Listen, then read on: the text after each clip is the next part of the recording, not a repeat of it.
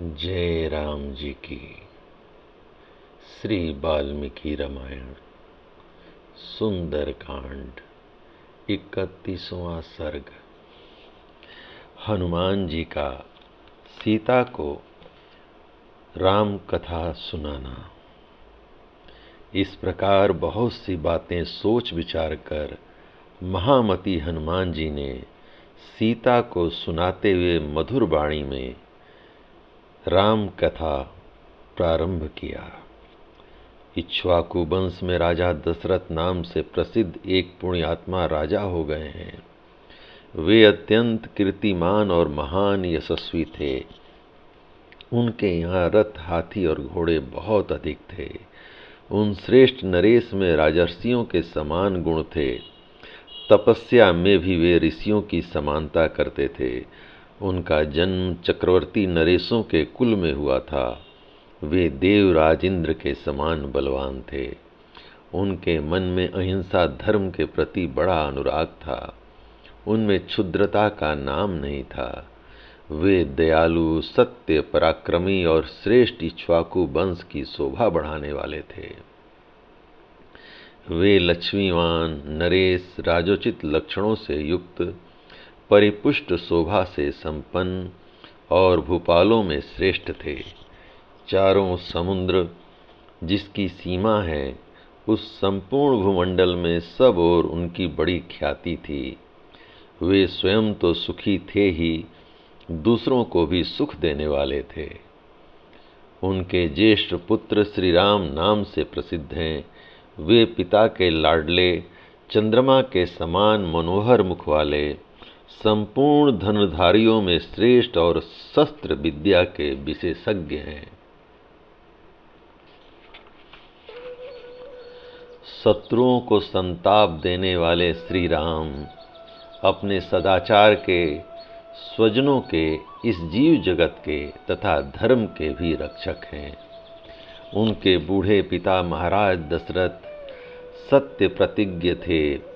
उनकी आज्ञा से वीर रघुनाथ जी अपनी पत्नी और भाई लक्ष्मण के साथ वन में चले आए।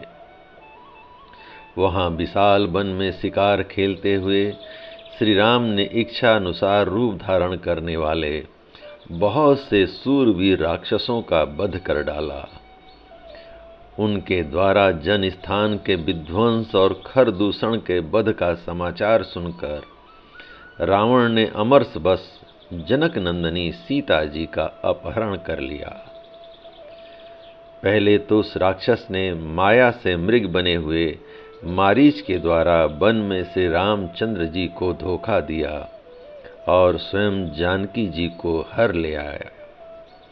भगवान श्री राम परम साध्वी सीता जी की खोज करते हुए मतंग वन में आकर सुग्रीव नामक बानर से मिले और उनके साथ उन्होंने मैत्री स्थापित कर ली।